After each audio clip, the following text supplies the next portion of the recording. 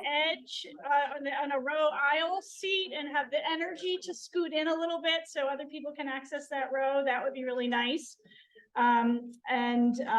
We know that we'll just be ready for some other people to come in.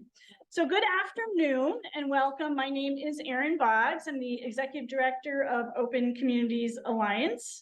Along with our partners, I want to thank you for joining us today to learn about taking just action to address segregation and its impact. We welcome you here regardless of whether this is the first time you've been exposed to this issue or if you've been in the trenches for decades. One thing that Just Action emphasizes is the levels at which connection and action are needed to spur changes to our segregated housing patterns and the now embedded impact of segregation. These connections and actions need to happen on the interpersonal, neighborhood, community, town, region, state, and national levels. So wherever you are on your journey, there are actions you can take to support progress for a wider movement, and we invite you in regardless of where you are on that path. First, a few thank yous. Gatherings like these don't happen by themselves. This would not have been possible without support from our generous sponsors who are listed in your program, including notably here in Hartford, the Hartford Foundation for Public Giving. Also, we're grateful for the support of the Department of Housing and the Connecticut Housing Finance Authority. I also want to thank the Open Communities Alliance staff and especially Carrie Neiswander, who has put so much work in today to organize the events today and others later tonight and tomorrow. So we've really taken on, I say, the chess of events rather than checkers of events.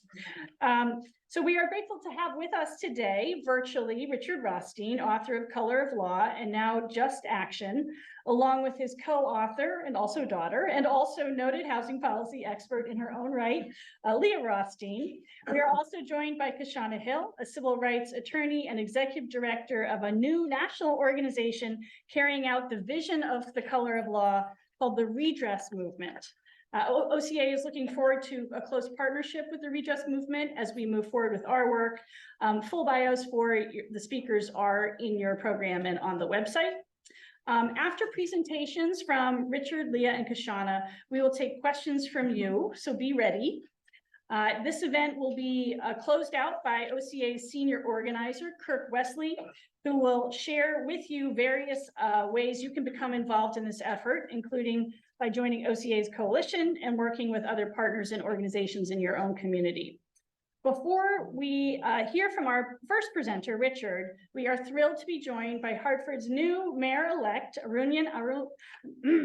Arulapalam, apologies, who has kindly agreed to give us a short welcome. So, Arunian.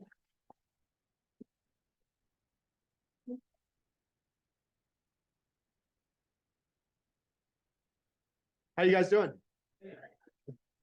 Well, welcome to Hartford, and thank you to our speakers for being here. My name is Arunan Arulapalam. I'm the mayor-elect of the city of Hartford, and this is such an important discussion to be having at this time, and it's such an important discussion to be having in Hartford. And I'm glad we're here at the Mark Twain House and Museum, which to me is a monument not just to a man and someone who contributed greatly to the history of this city, but to a time in the city when Hartford was the wealthiest city in the entire country.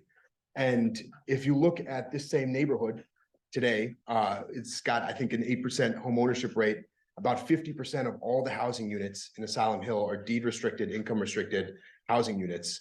And in spite of the stark economic difference between Mark Twain's time here, when a noted international celebrity who wasn't from Hartford would choose to move to Hartford and live in this Asylum Hill neighborhood, and today, one of the things that's persisted is a history and present of segregation in this neighborhood. And as I've talked to so many folks in the last year, residents, friends of mine, I think that is something that is really persistent in their understanding of the history of this city and in their fears of the future of the city. If you talk to folks in their 70s and 80s in North Hartford, for instance, many of them will tell you stories of growing up as a kid as the only Black family on their street, as the first Black family that moved into their street. And then within just a few years, by their 20s, going through the King riots and seeing all of their neighbors leave, and having a neighborhood in which there was a single white family on the street. And in spite of that segregation that has lasted now 5 decades, I think the greatest fear for those of us who know urban environments, that know urban cities, is the second wave of segregation that we see coming so often to the Brooklyns and the Harlems and the Oaklands of this country, in which families that have struggled and been the only Black family or brown family on their street, and been through generations of change in neighborhoods and struggle in neighborhoods and fear of safety in neighborhoods and disinvestment in neighborhoods and lack of investment in education and housing and city infrastructure in their neighborhoods, suddenly see a massive change in which structures are invested in and buildings are invested in and maybe new businesses are invested in. But the human beings that have lived there and struggled there and toiled there get pushed out. And I'm here, to listen to this conversation, but also as a challenge to each of you, because I'm putting a marker down that Hartford is not going to go walk down that road. That Hartford is going to be the city that did things differently. That we will invest in Black and brown families in this city. That we will invest in creation of wealth within the city and creation of control of property for Black and brown families within the city, so that we can be the city that has beaten the mold, that has done things differently, that has allowed for the families that have created the city that we love to stay here, to thrive here, to grow here, to build wealth here, to one day build a Black and brown Wall Street here in Hartford. And that's so important and core to my vision for this city and the vision of so many who are committed to the future of this city. And it's something that I need each of your help in.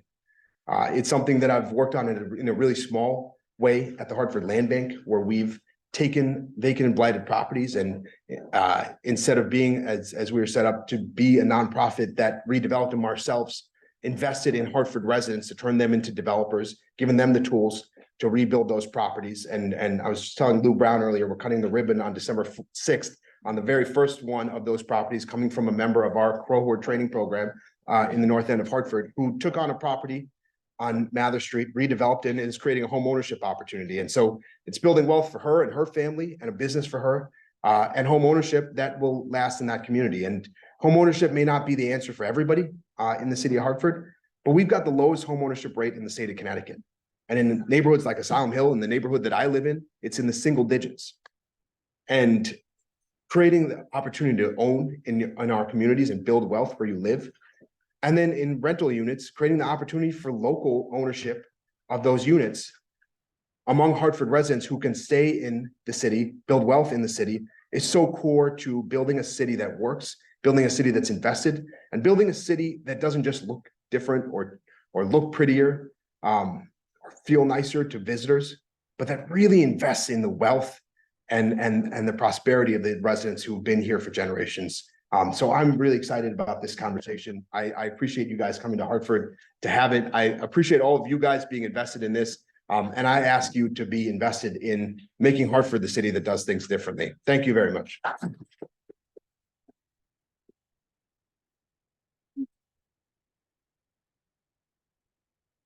Thank you. And without any further ado, I give you Richard Rothstein. If our tech works.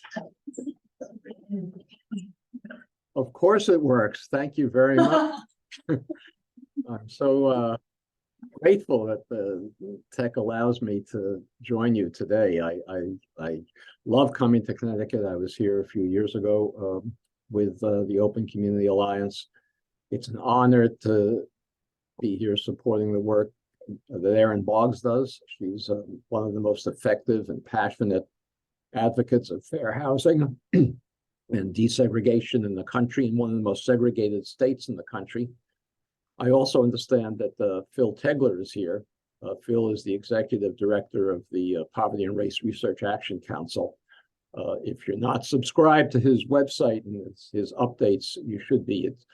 Leah and I could not have done this work without the research that, excuse me, that Phil provides us. In 2017, as many of you know, I published a book called The Color of Law that demolished the myth of de facto segregation. The idea that the reason we're such a segregated society, not only in Connecticut, but everywhere, is because of private activity, the bigotry of homeowners and renters, whites who wouldn't sell or rent to African Americans, maybe because blacks and whites just like to live with each other of the same race. That's the reason we tell ourselves that we're segregated. And if it happened in such an undefinable way, such an accidental way, we've not felt an obligation to do something about it. Of course, many of us, most of us, think it's too bad we live in such a segregated society. But if it all happened by accident, it's too easy to believe that it can only unhappen by accident.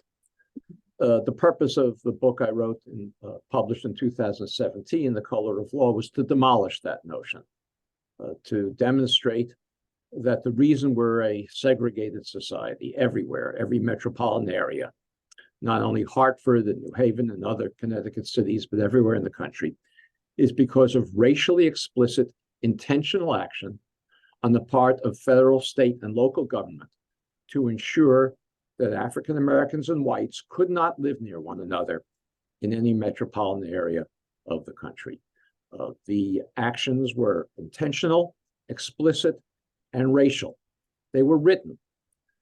They were unconstitutional and unlawful, and nonetheless, we permitted them to segregate us.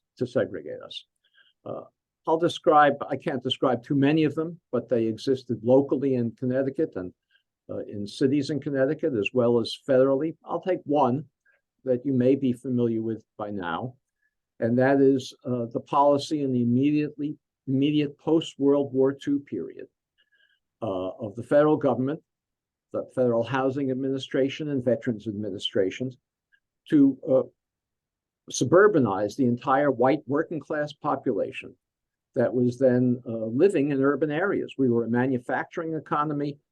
Factories needed to be located near deep water ports and railroad terminals so that they could get their parts and ship their final products.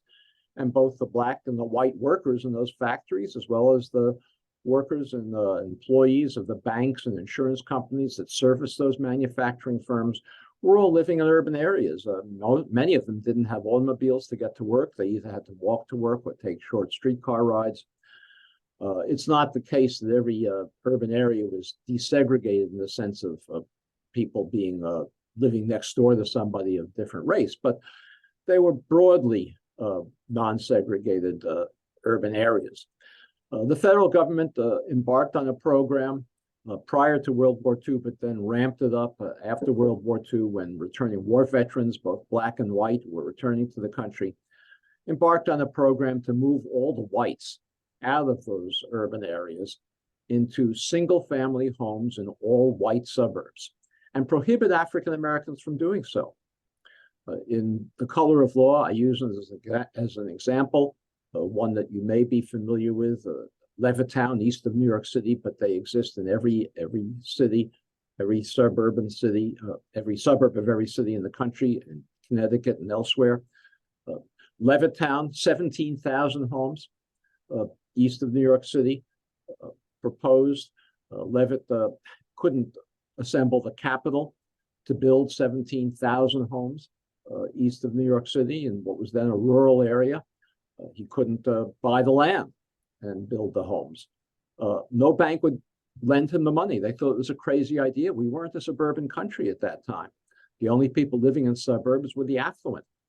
The only way that Levitt could build that project was to go to the Federal Housing Administration and Veterans Administrations, request a federal bank guarantee for his loans, and in order to get that bank guarantee, the Federal Housing Administration and Veterans Administration not only asked him to submit his architectural plans and the construction materials he's going to use in the layout of the streets, but also an explicit commitment never to sell a home to an African American. This was a written policy of the Federal Housing Administration. It wasn't the action of rogue bureaucrats working for the FHA and VA. The federal manual that was distributed to appraisers all over the country whose job it was to evaluate the applications of builders in Connecticut and elsewhere for suburban developments.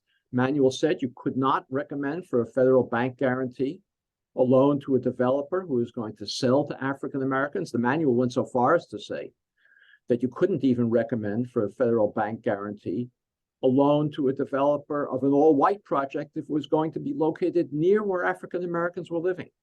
Because in the words of the manual, that would run the risk of infiltration by inharmonious racial groups. This was a blatantly unconstitutional system that the Federal Housing Administration, Veterans Administration imposed, but we ignored it and allowed it to take place. Well, those homes in the mid-20th century that the FHA and VA created, like Levittown and in Connecticut, were inexpensive. At the time, they sold for $8,000, $9,000, $10,000 a piece. Today, that's about $120,000 inflation adjusted. Any family with a job in the post-war economy, whose wage earner had a job in the post-war economy, could buy a home like that. But today, as you know, they no longer sell for $120,000, not in Connecticut, not anywhere. They sell for $200,000, $300,000, $400,000, $500,000, in some places $1 million or more. The white families who were subsidized by the Federal Housing and Veterans Administrations to buy those homes gained over the next couple of generations wealth as their homes appreciated in value, as they gained equity from that appreciation. They used that wealth to send their children to college. They used it to take care of temporary emergencies, maybe unemployment, maybe a medical emergency. They used it to subsidize their retirements, and they used it to bequeath wealth to their children and grandchildren, who then had down payments for their own homes. African Americans were prohibited by explicit federal policy from accumulating the wealth that white families accumulated from this subsidized program. The white families didn't expect to get wealthy when they bought those homes. They needed a place to live. We had a housing shortage after World War II. Nobody knew that this appreciation was going to take place. But the effect of this unconstitutional and unlawful policy on the part of the federal government was to create an enormous wealth gap between blacks and whites that underlies the most serious social problems that we have in this country today. Today, African American incomes are about 60% of white incomes, family incomes on average. African American wealth is only about 5% of white wealth. You'd think that people with the same incomes can save the same amount of money and gain the same wealth, but that enormous disparity between a 60% income ratio and a 5% wealth ratio is entirely attributable to unconstitutional and unlawful federal policy that was practiced in the mid-20th century that demands a remedy. All of us, if we're Americans and believe in our Constitution, have an obligation to remedy unconstitutional policies of the federal government, as well as our state and local governments. It's not simply a question of hoping they do better. We have an obligation to make them do better. Well, that wealth gap, as I say, underlies the most serious social problems in the country. It underlies the disparities in achievement in schools. I know you've made enormous progress in Hartford with the chef remedies, but still, the fact that children are growing up in such different neighborhoods impedes their ability to achieve and perpetuates a very dangerous academic gap because of the way African Americans with low wealth are consigned to live in less well-resourced communities with more pollution, causing health problems, with less access to grocery stores selling fresh food, where the concentration of young men who have no access to good jobs and education in schools that aren't overwhelmed by the social and economic problems of their children, where those concentrations invite interactions with the police that sometimes result in tragic violence. This is one of the consequences of the unconstitutional federal housing policy that was practiced in the mid-20th century.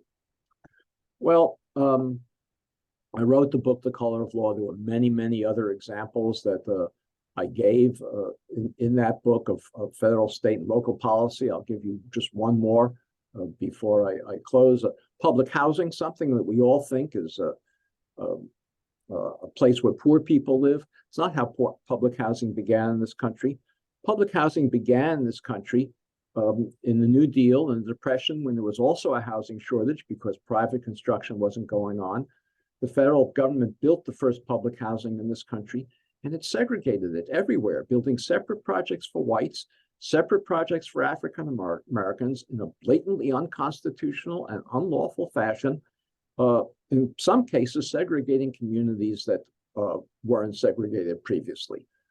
In one of the examples I give in The Color of Law is the great African-American poet, novelist, playwright, Langston Hughes, who wrote in his autobiography that he grew up in an integrated downtown Cleveland neighborhood.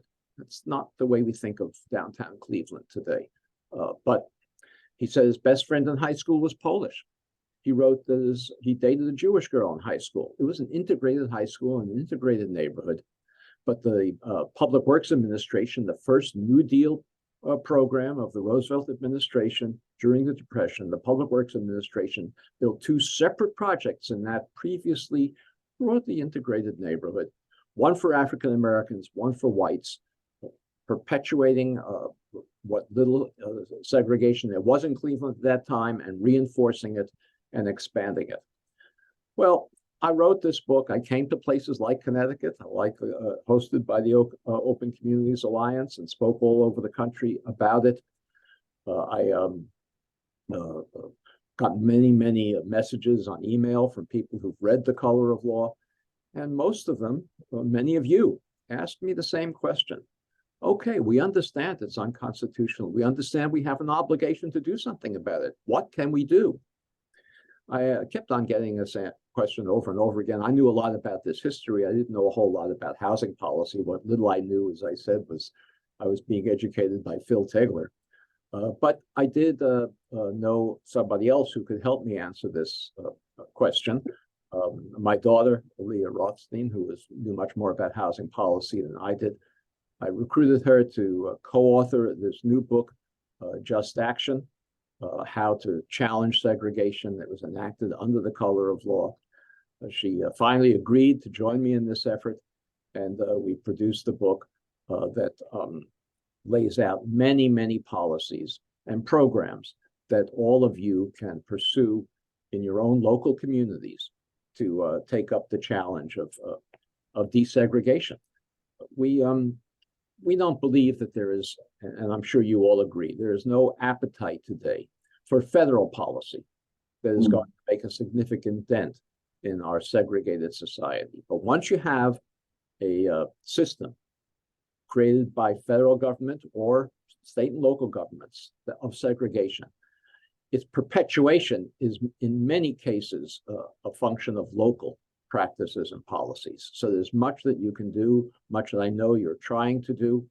I'm going to now turn this over to my co-author, Leah, and she's also being joined by Kashana Hill, who is the executive director of the Redress Movement, to go into in a little bit more detail what some of those just actions that we can take and that we describe in our new book can be.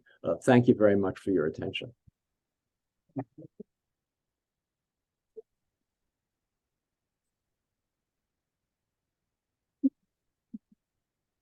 Larger than life father. Is this on? Okay. All right. Good afternoon. Thank you all so much for being here. So as my dad said, in Just Action, we describe dozens of policies and actions that local groups can take to begin to redress segregation in their own communities. Now, we argue in that book that to actually have success in redressing segregation around the country, we need to create a newly activated civil rights movement that starts in the local level. Now, to do that, we need to start biracial, multi-ethnic groups, committees, coalitions in our own communities ready to take on these issues. Now, I understand that's sort of the first step we lay out in our book, and that in itself might seem daunting. We live in very racially segregated communities for all of the reasons my dad explained and The Color of Law lays out. So, we don't necessarily come in natural social contact with people of other races, living our day-to-day lives in our own neighborhoods when our neighborhoods are so racially segregated. But we need to create those cross-race relationships to build these committees, have some social capital and understanding of each other's lives, aspirations, challenges, so that we can then build these committees that can advocate for change. So in Just Action, we understand it's daunting, but we give some examples to show that it's not impossible. There's many communities, groups that have formed these cross-race relationships to build effective coalitions to advocate for change in their communities. So I'll give one example that we wrote about in Just Action of how to build a creative way to build these cross-race groups and relationships. It comes from Chicago. A photographer there named Tanika Johnson. She's an artist with a very activist bent. And so she wanted to do an art project, a photo exhibit of the visual representation of the segregation of Chicago. So she took the unique layout of Chicago, which is a perfect grid, where the north and south side of the same street have the same house numbers. The north side of town is the white side of town. The south side is the African-American side of town. She folded the map in half. So the houses with the same numbers on the north and south side of the same street sat perfectly on top of each other.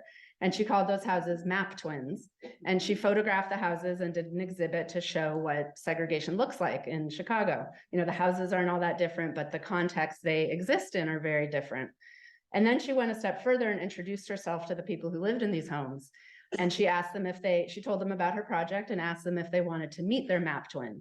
And many of them did. And so they met their map twin, they toured each other's neighborhoods, they learned about each other.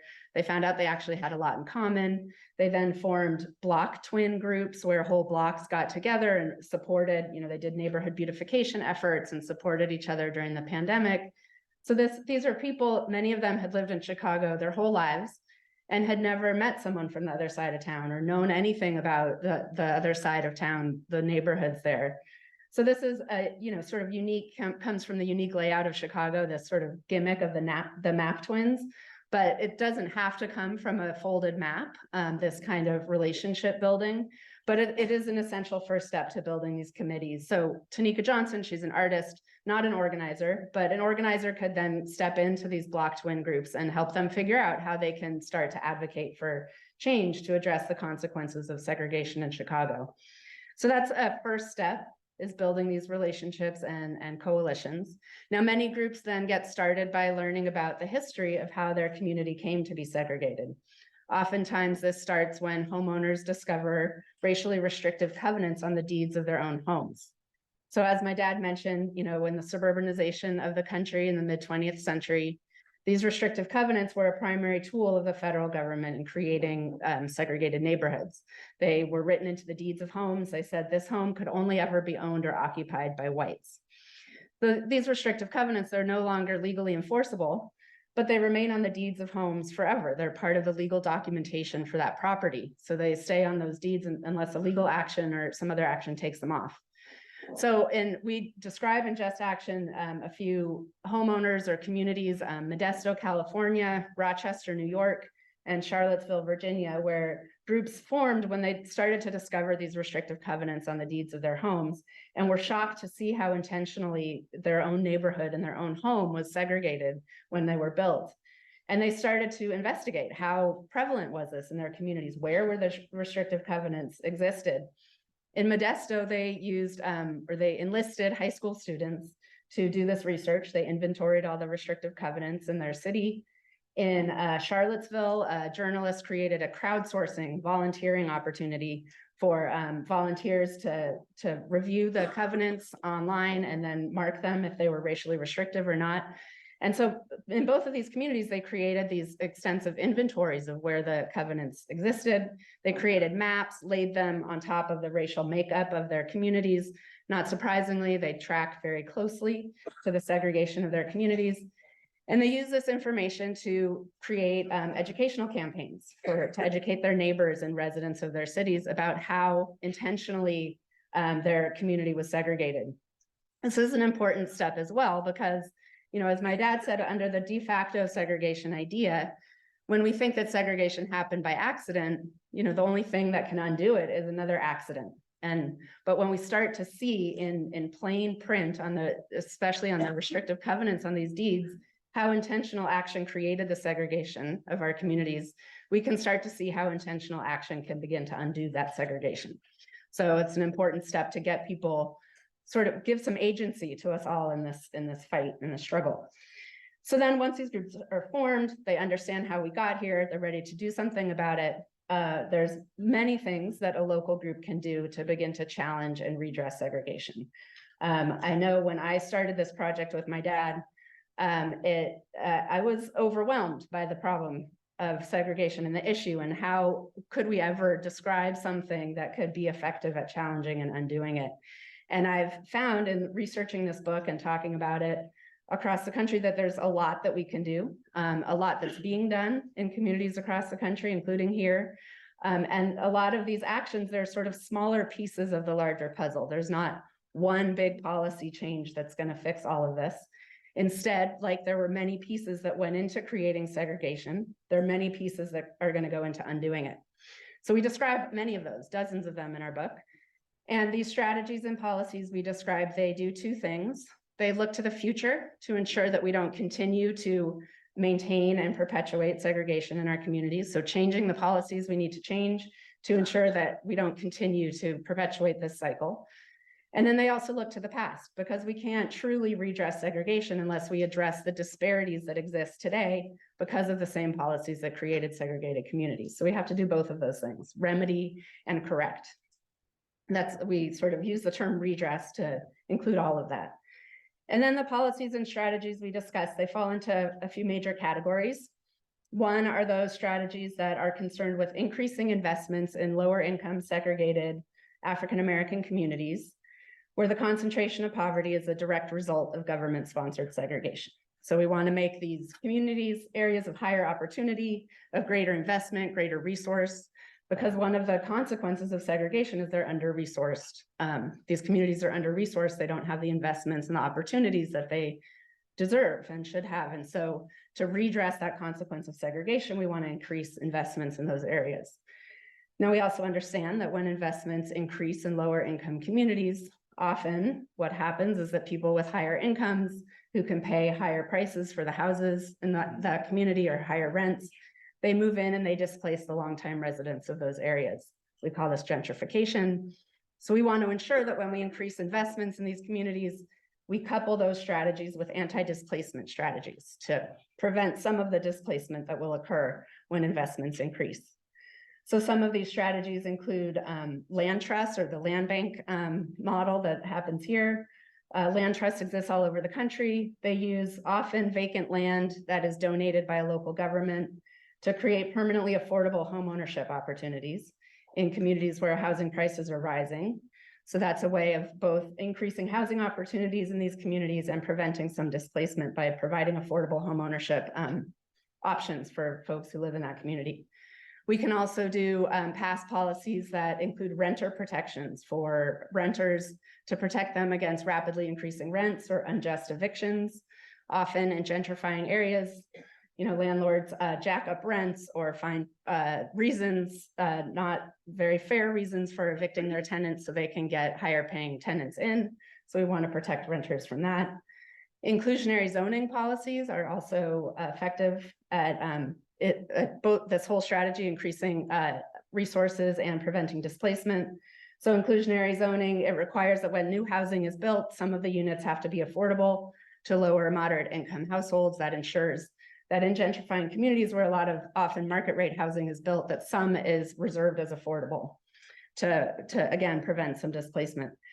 Now, we argue that when these new units are built under inclusionary, for example, inclusionary ordinances, that those units should then have preferences and priorities put on them to ensure that they go to the residents of those communities that are at risk of displacement. So that's an essential piece of that puzzle as well.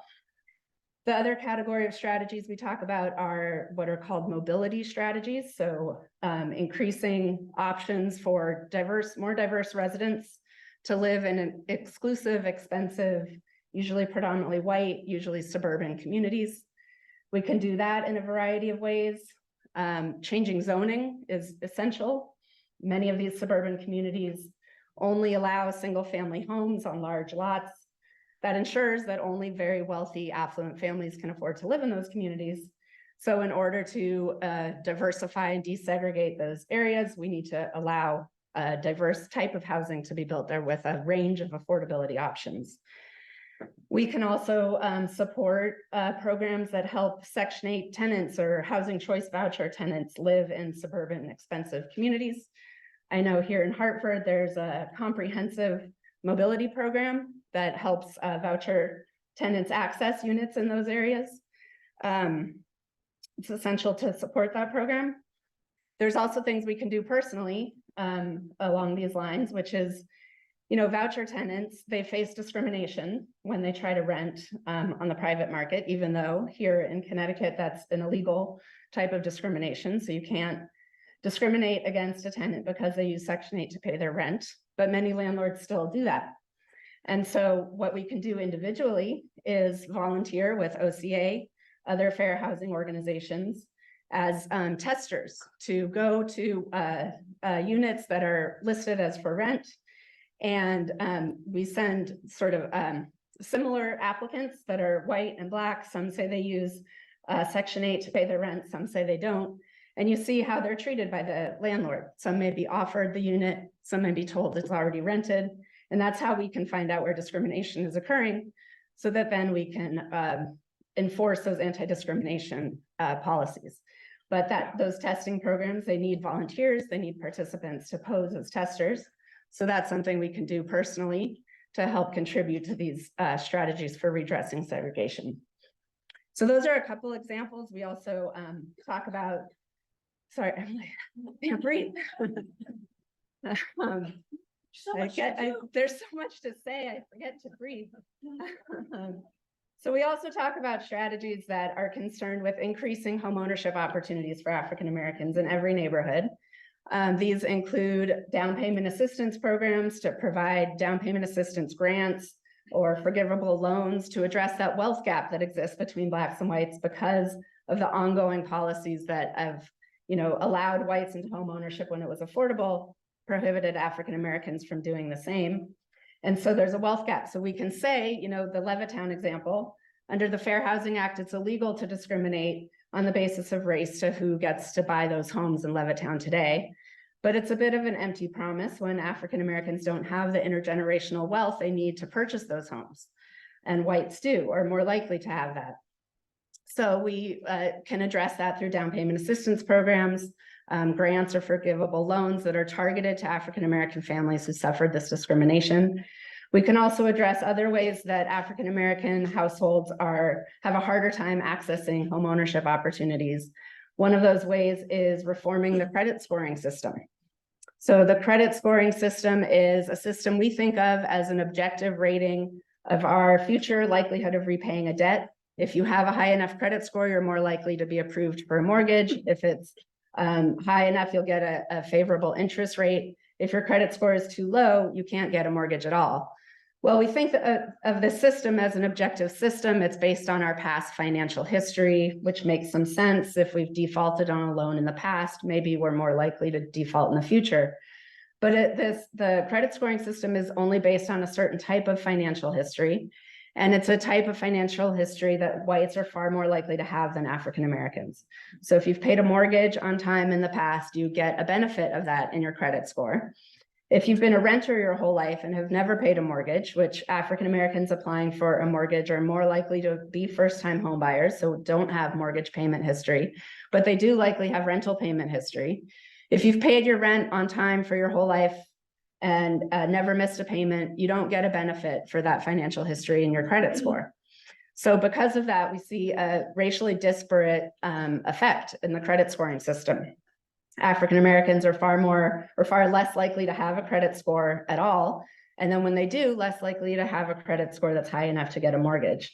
And that's not because that they're less good candidates for a mortgage. It's because of how the system is created.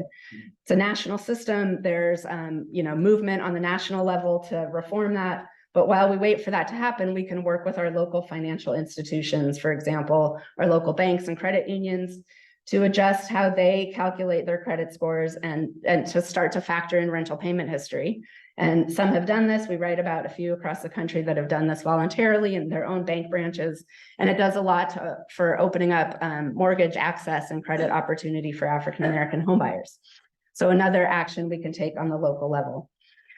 So there's a lot more in just action that we could talk about all day, but I'll turn it over now to Kashana to talk about some specific examples of what's happening around the country around these issues.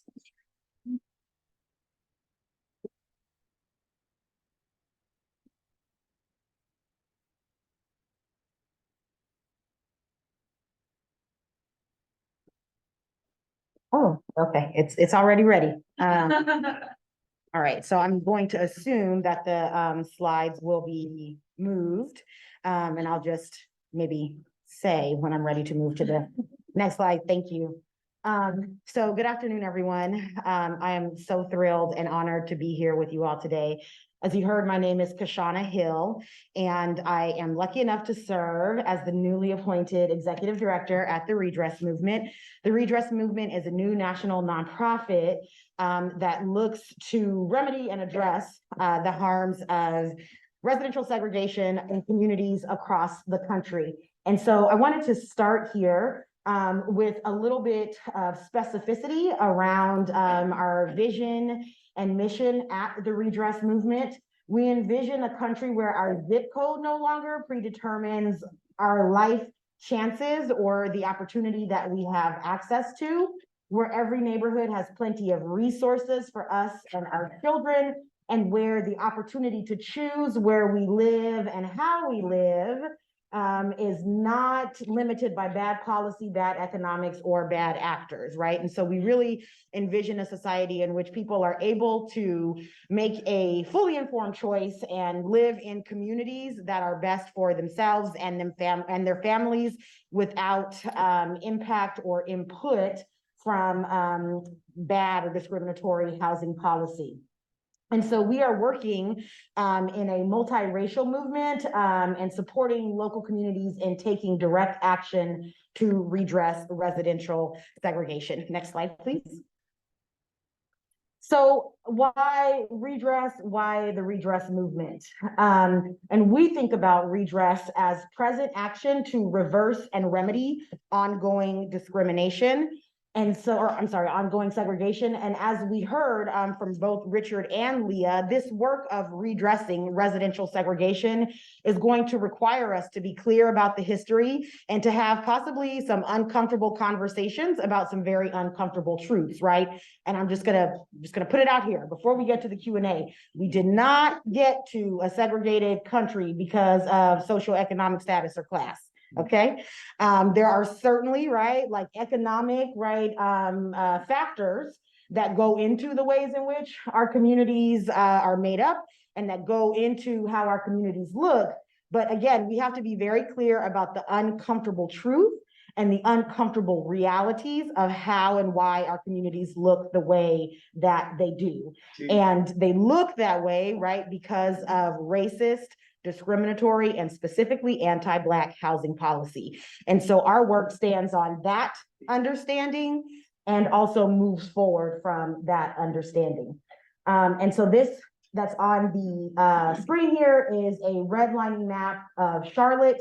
I'm guessing that most of you know this, but if you don't, many redlining maps from communities all across the country are widely available on the internet, and you can find and look at the redlining map from your community with, you know, a certain amount of effort. You should be able to find those. And so if any of you are interested in learning about the way in which your community was redlined, if you haven't already seen those maps, I would suggest looking them up. It can be a very enlightening and eye-opening experience. Next slide, please. So redress and fair housing policies are gaining steam around the nation, and for good reason. Folks are having those conversations. They're having their minds expanded, right, and getting clarity around the ways in which our communities came to be, and are really doing what they can in certain communities to move forward from that understanding of the ways in which discriminatory housing policies have impacted our communities. Next slide, please. So we definitely, at the redress movement, want to build on these wins and these gains. And there's just a little bit here about the ways in which we are doing our work. And I apologize for the lack of ability to read. These colors looked great on my screen. They don't look so great here. But when I put it together, I thought I had it. The work that we do is focused on providing educational offerings as well as field and digital organizing. And so we are working in the organizing space as part of a widespread movement for social change, leveraging research, right, and convening groups and community members together in order to figure out paths forward in those communities. Next slide, please. There's also a little bit here about the materials that we do create that are designed to support communities and our redress roundtables in naming and setting priorities and thinking about plans for moving forward. So we have created policy briefs where we've conducted policy research that dives into contemporary issues that derive from racial segregation. In those policy briefs, we have covered the inequities and how property taxes are assessed, the rise in corporate landlords and exploitative homeowners associations. We've also worked to create local stories of segregation, and we have started to recount the history of segregation in each of our partner cities, detailing the people and entities involved in creating segregation in those communities. Next slide, please. We've also created a citizens guide that is designed to explain segregation both conceptually and as a real phenomenon that can be researched and measured. And then we also have some curriculum and vocabulary resources on our website as well, so that folks can move forward from shared understandings. And you can find all of these materials available on our website at redressmovement.org. Next slide, please. We also have conducted several lessons from the field webinars in that series, where we are speaking to practitioners about the ways in which they are working in their communities to address and redress residential segregation. Lastly, we've got noted here the redress roundtables, which are a main feature of the organizing work that we are doing in each of our 3 pilot cities. As part of that initiative, we convene partners and stakeholders in those 3 cities to document the history of segregation and start to devise campaigns for redress. So these roundtables are really where the ideas come from, right? The priorities for those communities, as well as the ideas for moving forward. The redress roundtables are where those conversations are had and where plans are made. Next slide, please. So I'm just going to close by sharing a little bit of information about one of the cities in which we're working. So the redress movement currently has organizers on staff in Milwaukee, Denver, and in Charlotte. Now, I have some information here around what segregation and the racial demographics in the Milwaukee area look like. Something about Milwaukee that stands out right away is that 2/3 of the residents of the city of Milwaukee itself are people of color. I do just want to note that I think oftentimes when, folks think about Wisconsin, they might not have a very clear understanding that there are significant populations of Black and brown people in certain pockets of the state. So there are Black and brown people in Wisconsin. Many of them are in Milwaukee. If folks didn't know that, and as someone who is a Black person originally from Portland, Oregon, I'm very familiar with how that plays out, because we're in Oregon, but only in Portland. Not very many other places in that state. And so in the county of Milwaukee, though, which obviously surrounds the city, only 1/4 of the Milwaukee County suburbs are people of color, right? And so what we see is that Black and brown people who live in that area are very often restricted to the city of Milwaukee itself and have very limited access to the surrounding suburban communities. I do want to note here that there's a statistic on the screen that says that only Minneapolis has a lower Black homeownership rate than Milwaukee. So this means that 27% at the time this slide was created, 27% of African-American families in Milwaukee were homeowners, and only 25% of Black families in Minneapolis were homeowners. There has since been some research released by the Wisconsin Policy Forum, I believe, and they have looked at and analyzed the 2020 census data, and the Black homeownership rate for Milwaukee has actually ticked down even lower than this, right? And so Milwaukee is now at like 25.2% Black homeownership rate. And that is terrible, just in case folks don't have any context for that number. I do want to also note, since we were talking a little bit about homeownership, I want to be very clear that the homeownership rate for African Americans across the country now is slightly lower than it was when the Fair Housing Act was passed in 1968. That's 55 years ago. So in 55 years, not only have we not made progress in terms of the access that Black folks have to homeownership, but we've actually gotten worse. That's not good. Move on to the next slide, please. And then I think this is my last one. But what are we thinking about? What are we working on in terms of campaigns in Milwaukee today? What has been identified as a huge overarching concern for the community members that we are working with is the lack of diversity, right, in surrounding areas. And we hear, I think, very often about how communities across the country are segregated. But we know that the numbers bear out in Milwaukee that people of color really don't have access to other communities outside of the city. And so the way that we see it is that the lack of contact across racial and ethnic boundaries in that community leads to a divisive relationship between city and suburban exurban residents, as seen very clearly in the past few years. There have been a couple of high-profile police violence incidents and other incidents of racial tensions in that community, and this is what that is referencing. So with that, I will wrap up my remarks. There's contact information if anyone is interested, and I'm looking forward to additional conversation with you all. Thank you.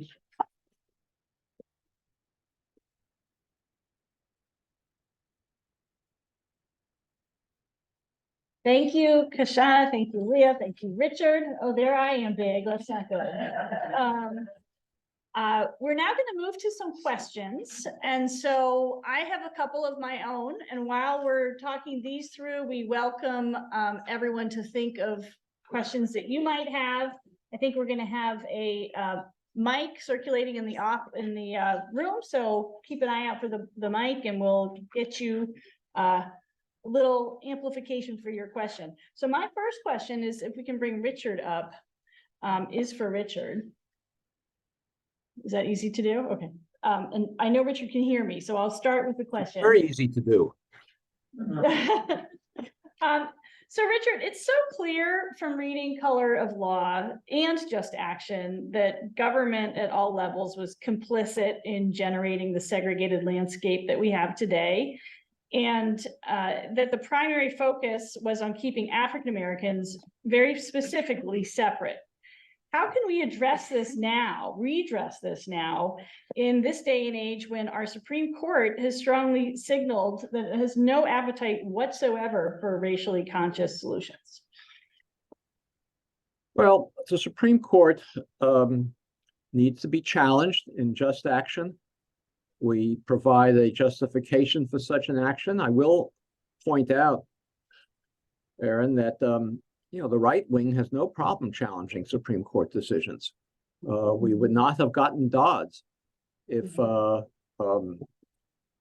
state after state had not adopted abortion restrictions that violated Roe v. Wade. It took 20, 30 years for them to succeed.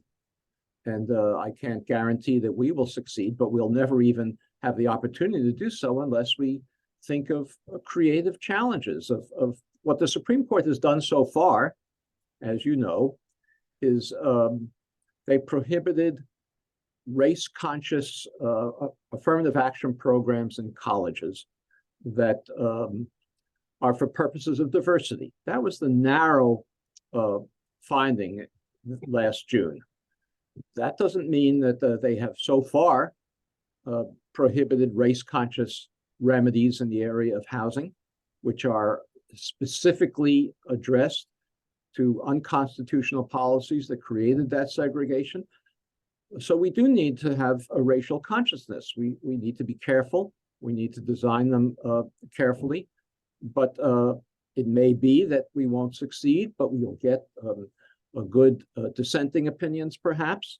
We'll get good lower court decisions that will build a case over the long run for a creative remedy. All right, thank you.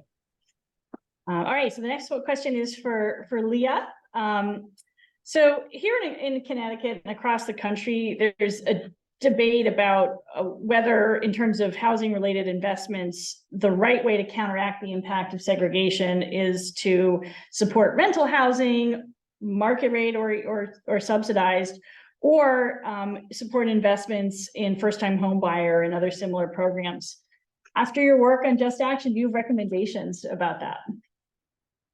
Okay. Yeah, I do. What we say I'm in Just so Action- surprised. What we say in Just Action is there's so much that needs to be done to challenge segregation. It sort of doesn't matter where we start. Every community will be different. What the opportunities and challenges are in each community are slightly unique. And so how we start doesn't matter, whether we start with rental strategies or homeownership strategies, both will be necessary to redress segregation going forward. Now, both are necessary. So homeownership strategies, very important, you know, for all the reasons we've been talking about, the huge homeownership gap between blacks and whites across the country that hasn't changed and gotten worse since the Fair Housing Act, that needs to be addressed. And we can address that with race-specific programs, like my dad just said, challenging the Supreme Court, this idea that we can't have race-specific solutions for race-specific harms. The crimes of the government that created this homeownership gap and wealth gap that we live with today were race-specific, so our solutions need to be race-specific as well. Now, doing that through challenging the Supreme Court is one way. Another way is using existing opportunities and authorities that allow for race-specific solutions. So one is the Special Purpose Credit Program. It's an authority allowed to financial institutions by the federal government that has been on the books since the 1970s that allows financial institutions to have race-specific programs, mortgages, down payment assistance, that are targeted to the race of the beneficiaries. If that bank or financial institution does a study to prove that that racial group has been disadvantaged by the financial industry. This isn't hard to do. Banks have been very slow to take up this opportunity to create these programs, but they're starting to do it more and more across the country. And recently, Washington State enacted a statewide law called the Covenant Homeownership Act, that is putting $100 fee on every real estate transaction in the state. And with that money raised will provide, we think, down payment assistance grants to African-American home buyers and other families and descendants of families who were kept out of home ownership by restrictive covenants. So they're gonna be the first state to adopt a special purpose credit program. They have to do the study, which is why I don't know the specifics of the program yet. But the legislature has authored this or authorized the state to start this program that will be a race-specific solution tied to the race-specific crime of those restrictive covenants in Washington's history. So we should all be watching that. When it gets implemented, we can all replicate it in our own states and cities and counties. So that's an important piece on the homeownership side. There's also other factors when it comes to homeownership that limit sort of the wealth building potential of homeownership for African Americans compared to whites. So we can't just sort of assume that increasing homeownership is going to answer all of these problems. We have to also address things like the credit scoring system, disparities in the property tax assessment system, bias in the appraisal process. So all of these issues that limit the wealth building potential of African Americans when they do get into homeownership also need to be addressed so that we can actually achieve the wealth gap, diminishing that can be achieved through homeownership. So those are homeownership strategies, important, and sort of all the issues surrounding homeownership also important for us not to forget about. But that doesn't mean that that's the only answer. Obviously, not everybody will be a homeowner. Renters are an important part of our communities as well, and so we need to provide opportunities for their housing as well. Especially in suburban, expensive, exclusive communities, we can't only provide very expensive homeownership opportunities and expect those communities to desegregate. We need to also have a variety of housing types, whether that's rental and homeownership, and a variety of affordability ranges of those types. And that means not only, market rate and subsidized very low income housing, but also housing that's affordable to middle income families. There's this very sort of dangerous misconception we have in this country that African American and low income are the same. And it's not true. Most African Americans are not low income. And so providing subsidized low income housing isn't the answer for desegregating suburban communities. We also need to provide housing that middle income families can afford. There's very little public subsidy for that, but there's some. There are creative developers that are creating mixed income developments that provide housing that's affordable for middle income families as well. There's incentives that local communities can give to developers to incentivize that kind of development. So there's a lot to be done on that as well. So it's a both and more answer. Absolutely. Last question from me for Kashana, and this seems like a softball, but I mean it sincerely because I'm so curious. So as you have begun to tackle this work around the country, like what do you see as the most effective concrete actions that people can take to make a difference? Like what is bubbling up out there? That's not a softball at all. Oh. Because I think, in the spirit of sort of, having these uncomfortable conversations, I think, the most concrete action that people can take, and I don't mean to, deflect at all, but this is a real answer. People are going to have to detach themselves from their own commitments to white supremacy. It's gonna have to happen. And, we can read books and we can go to places like this and wonderful, great steps. But what are we doing, if we live in a majority white community and a housing authority development is proposed, right? Where's our commitment then? Okay, are we writing letters to the editor saying we don't want those people living next to us? Are we showing up at the city council in opposition to that proposed development, right? And if we're doing those things, then we are part of the problem. Okay, we are part of the problem of perpetuating segregation. And so I think we have to be clear about where it is that we are going to live our values, right? And I want to speak to the very real impacts or consequences that people think, things like subsidized housing in their communities will have. And what I so often hear is, well, property values. And so, if we are committed, right, to not being part of the problem and to actually ending and redressing residential segregation, I think rather than opposing, for instance, a subsidized housing development, we might want to be having conversations and thinking about why it is. First of all, it's not true, right, that public housing in your community is gonna lower your property values. That's a long-standing myth and a fallacy. But if that were the case, don't we want to challenge the system, right? That devalues low-income folks and Black and brown folks so much that the very fact of them being located next to you is gonna bring down your property value. Don't we want to challenge that? Yes, we do. Okay, we need to be challenging that, right? Rather than just saying, well, I can't support it because my property values will go down. So those are the kinds of concrete actions. Are we willing to stand up for what we know is right? Are we willing to have uncomfortable conversations this time of year?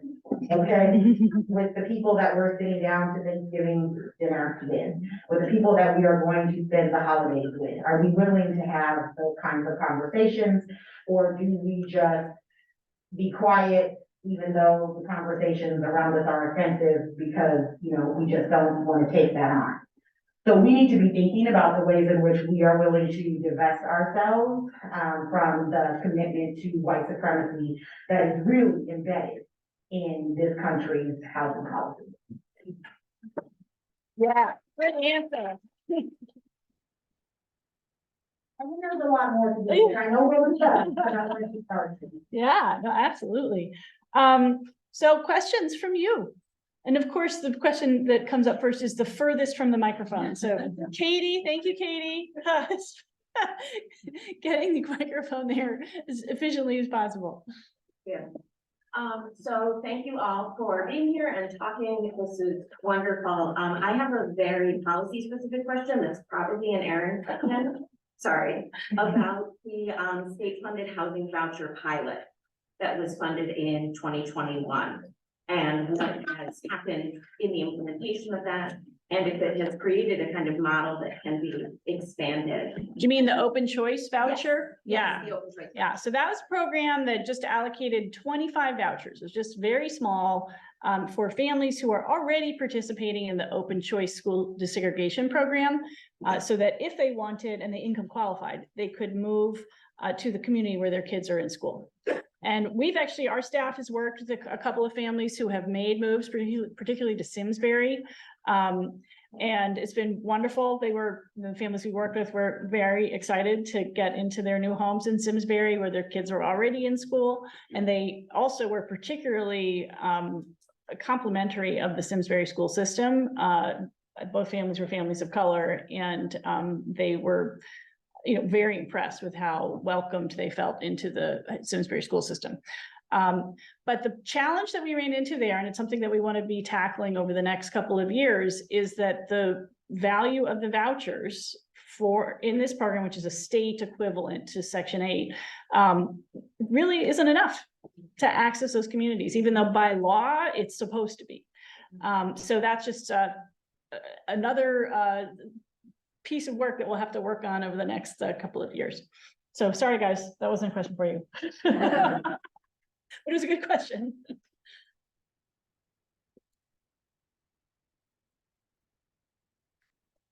Hi, thank you so much for being here. So your comments a minute ago about diminished property values, and that sort of thing, it really brought up for me, Connecticut and the nation as a whole has a really big affordable housing crisis right now, and a big part of that, and the reason for it is that housing has been so deeply commodified. We don't view it necessarily as a human right, a place that we can be safe and at home.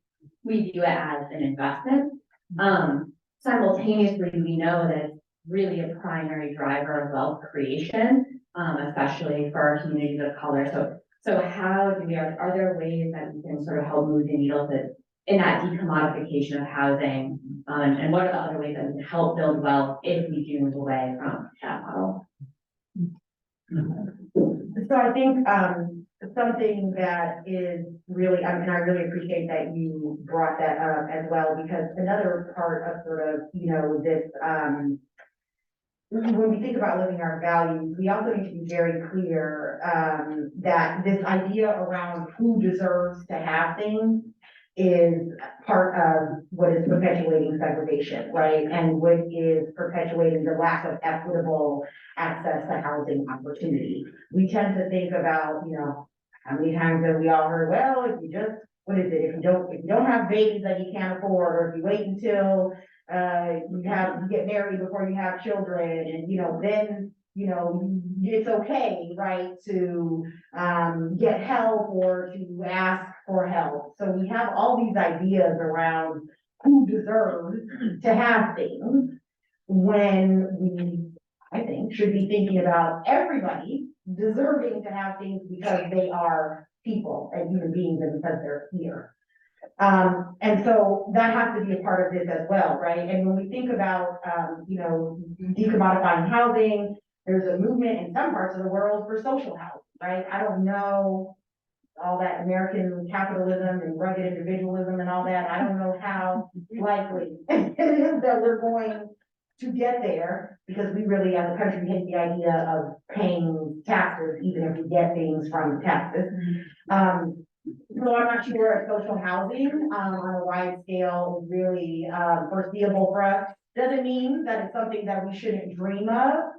I also think, that, you know, and I'll pass things on to Leah and or Richard to talk more about this, but the land trust and, the ways in which land trust, right, can provide, homeownership opportunities, I think really cannot be discounted. And there are some land trusts that are doing some really fantastic things across the country. Something else that I want to highlight, which I know has been a very successful program in New Orleans, which is where I live and where I've worked on these issues for many years. There is a Housing Authority One program that allows or supports voucher holders in becoming homeowners. So they can actually, right, make mortgage payments and sort of move into homeownership while being voucher holders. And it's not an easy program to run for sure, but it is something that has been very successful in that community. Yeah, I'll add to that. Every housing authority can use some of their vouchers for homeownership, but not very many do. It's actually kind of impossible to know how many do. I've tried to find out. But that's something we can advocate for locally, that the housing authority devotes some of its vouchers to allow those voucher holders to use that voucher to help pay a mortgage instead of ongoing rent. And that is an extremely important piece of this puzzle as well.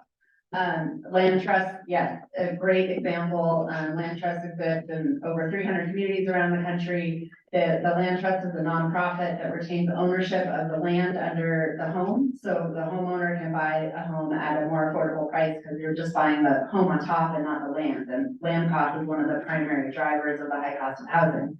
So, and in return, those homeowners agree to, when they resell the home, sell it at an affordable price. So their equity share is limited in the resale, but it means that that house is permanently affordable for every new buyer. So that's a great model, and it sort of decommodifies it some because it's community owned by this community land trust. So expanding a land trust is a great opportunity. There's some communities that have tenant, or there's very few, but some working to try to pass tenant opportunity to purchase acts, where when a rental unit or rental development comes up for sale, the tenants have the first chance to buy it. And in San Francisco, when that happens, a land trust can, land trust or nonprofit also can organize those tenants to help buy the property. So when a rental development comes up for sale, the land trust can help buy it, and then those tenants become part owners of the building. So these are all sort of little pieces that take housing out of the commodified market. Another piece of this puzzle that's becoming more and more important to pay attention to is these outside investors buying up huge amounts of single family homes in all communities all across the country. I haven't heard of a lot of sort of comprehensive approaches to addressing this, because the first piece is just finding out who these investors are, because they're corporations that it's really hard to even find out who owns the homes. So that's an essential first step. So some communities are starting by creating a registry of owners of rental units in their community. So that way you can first know who the outside investors are owning all the homes in your community, and then can sort of enforce maintenance standards and other rental protections for the tenants. Now, I'd like to see something like inclusionary housing with these outside investors, where if an investment company owns a certain number of units in the community, that they have to provide some at affordable prices, or they have some sort of requirement to give back. I'm just talking about that until someone with more legal expertise can figure out how to make that happen. So these are things we need to be thinking about, because this issue is becoming more and more important. Well, I can't quite believe it. We really have just 5 minutes left for questions. So what I'd like to do is, if there are maybe 2 more questions, let's just take them both. All right, Katie, good luck. Let's just take 2 more and then see how quickly we can get through them. Thank you. My name is Elizabeth Manor, and I'm a doctoral student studying law and policy at Northeastern. This will be a fast question, I'm sure. So I was inspired to embark on this educational journey by the color of law, and so I'm studying the effect of segregation and discrimination on the Black-white wealth gap. And specifically, what I'd like to study is the effect of down payment assistance programs on Black women or Black households in Greater Hartford. but every organization that I talk to, doesn't capture follow-up data. So in order to conduct a scholarly longitudinal quantitative study, I need 2 data sets for the same group of people over 2 different time periods. And I haven't found any organization, governmental or nonprofit, that has that. So of course, you've got that information, demographics, assets, liabilities, et cetera, upon participating in the program. But nobody is serving these program participants down the road to see if there's actually been a meaningful effect on their net worth and has that improved economic outcomes. So I'm wondering if you're aware of any organizations in Connecticut, the greater Hartford region, that have that data, or if anybody in this room is part of an organization that has that data. I'm struggling to study this in this way because no one has this data. Thank you. The only thing I can think of is like CHFA, the Connecticut Housing Finance Authority, yeah.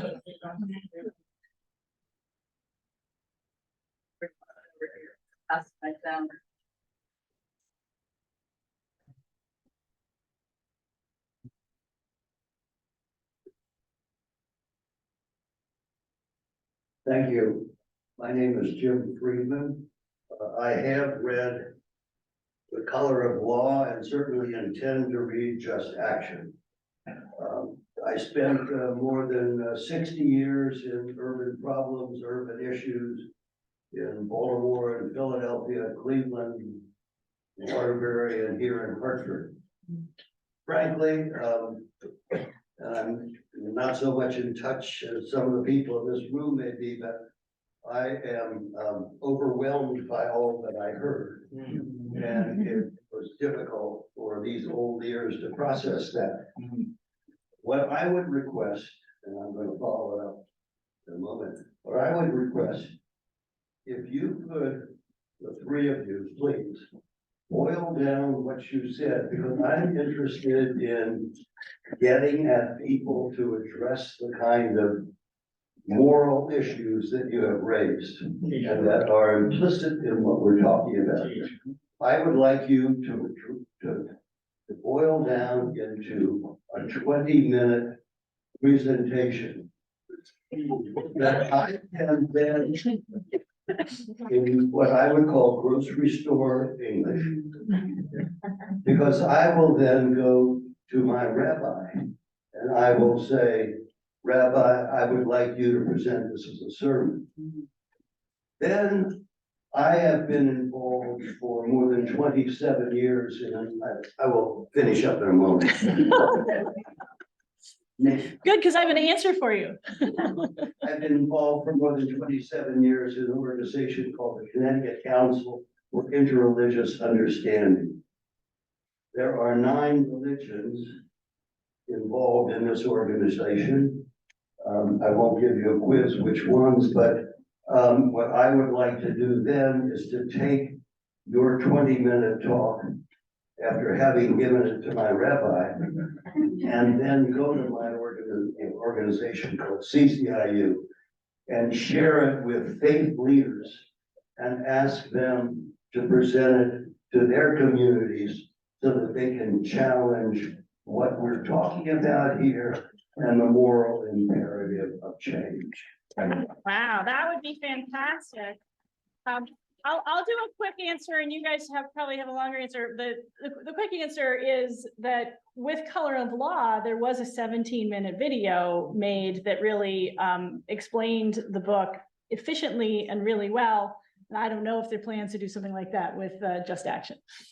Let me add, if I may. That's called Segregated by Design. Right. It's available online for free. It is a great summary of the color of law in 17 minutes. We also, on our website, I'll give you 1 second. On our website, justactionbook.org has a lot of videos of our presentation. Some of them are shorter, some of them are longer. So you can find, the right length to present to your rabbi and other communities from there. It is hard to condense an entire book into, the 15 minutes that I had today. So it is going to be full of information, any sort of short summary of all of this. But I'd also encourage you to read the book, Just Action. I think it's pretty accessible in terms of all of these examples are explained and then given a story of a community implementing them. So that might help sort of tease apart all of the dense stuff we've been talking about, and I'll turn it over to you. Yeah. I'll just add, you said most of what I was going to say. On our website, justactionbook.org, there's a bar that says appearances. It lists our upcoming appearances, but if you go down to the bottom, any of our appearances that have been recorded are there to listen to, and you can select the one you think would be most effective for your rabbi.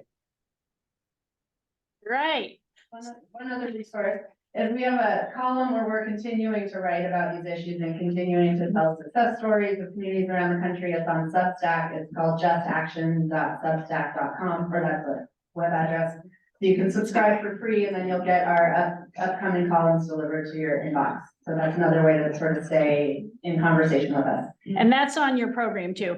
So if you just take that home with you, you'll have it. And to wrap things up, I'm going to invite up here Kirk Wesley, who's OCA's senior organizer. And I want to thank myself, Richard and Leah and Kashana. We're so great to have you here today.